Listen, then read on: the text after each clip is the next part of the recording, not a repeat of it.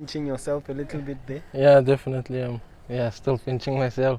Just very happy at the moment. Very grateful for everything that's happening in my life, and we can speak for hours about how grateful I am. But I think I need to shift my focus now to the game on Friday and Tuesday, and just very excited to be back home. Very happy to be back home, and very happy to be back with the national team as well. You've also become South Africa's most expensive transfer. Yeah. What does that do for your self-belief and confidence, and even for your teammates as well? Because a lot of people have said it's a hard sell to get a South African player to England over the years. Yeah, like I said, I'm grateful for everything that's happening. Being South Africa's most expensive player, I try not to think about it too much, to be honest.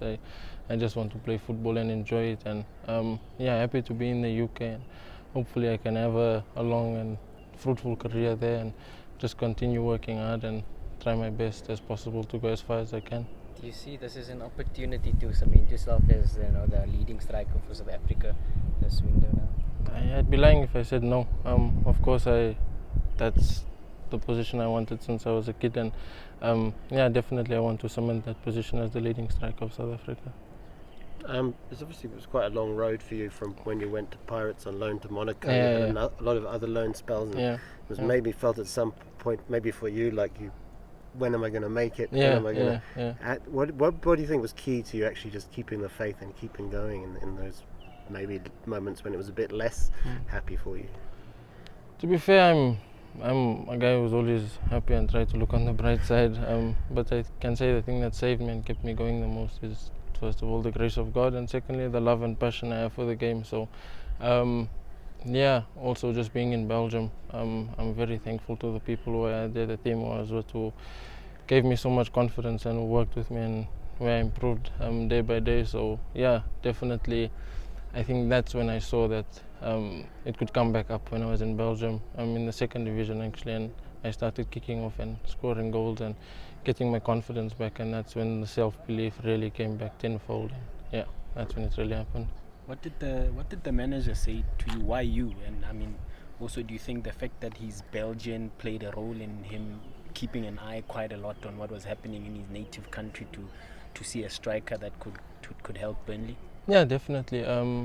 If you look at the transfer history lately of Burnley, they've bought a lot out of the Belgian league, and when I got there, him and I had a chat, and he told me that in Belgium there's so much talent, but the league is not as strong as England. But he believes in me, and I'm grateful for that. And I've played against him once actually, so that was nice. But he came down to come and watch one of my games against Genk, I think it was, and I think he was happy with what he saw, and just happy to be working under a legend like him every single day and learning from other people such as Craig Bellamy, which is amazing for myself, just to learn from the people who've been at the very top, and just excited for the future. What did he say to the team after the City game?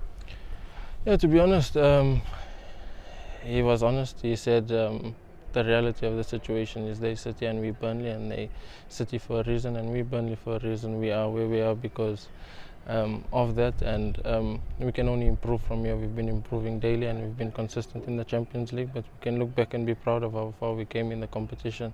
The Etihad is not an easy place to go to, and we saw that tenfold. So he was very proud of the team, and he's a winner, and he looks forward to the next game, and so do we.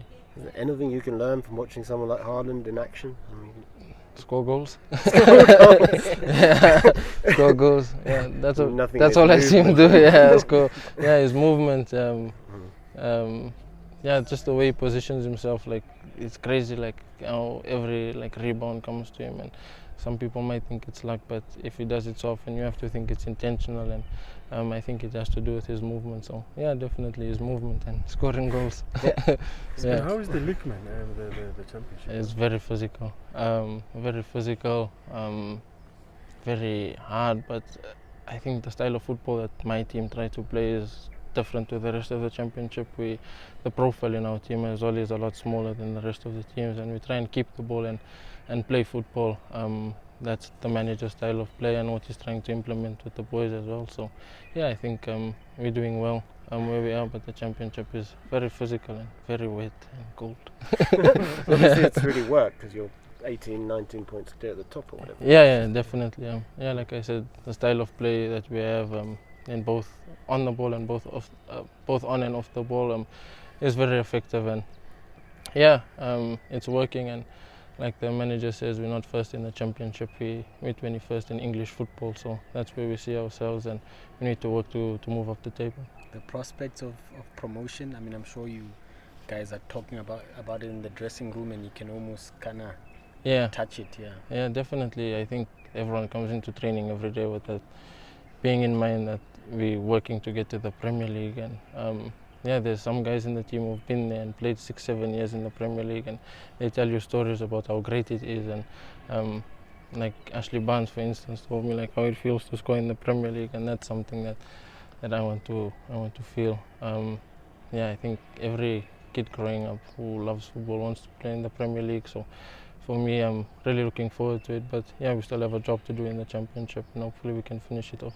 I don't know if you saw it, but Lucas Radebe was being honoured by Leeds United. I mean, something you're thinking of as well, to say, you know, being in that country, in that league, whether first division or second tier, prospects of that happening for you too. Yeah, definitely. I want to create some sort of legacy, want to leave something behind, and I think that only works if you work hard and if you're committed, and I think that's what Lucas was over the years, and even people like Benny is spoken very highly about in the UK, Stephen Pienaar, Quentin Fortune, Aaron Mokoena. So these guys have set the bar for players like us who come and follow them, and they expect a lot of South African players because they know that we do have quality, and the previous players have shown it. Have you spoken to Benny? No. I've spoken to him, not directly, but yeah, we had a chat. And the prospect of playing in Wembley? We're out of the FA Cup now, so no prospect. If we won against City, then we're going to go to Wembley, but now no. I think a lot of your career moves have been methodical, like going from country to country. And I think the start of the season you rejected Union to stay at Westerlo, newly promoted team for a team that was in the Champions League. Why did you do that? To be honest, I was listening a lot to the people around me and what they wanted for me, and I think that was also a big reason for always packing up and moving. And when I got to Westerlo, it was a place where I finally felt happy, I felt confident, I felt people believed in my abilities, and there were a few offers that came in, and grateful for all of those offers. But from the time that I knew we'd win the second division of Belgium, my mind was made up and I wanted to stay with Westerlo.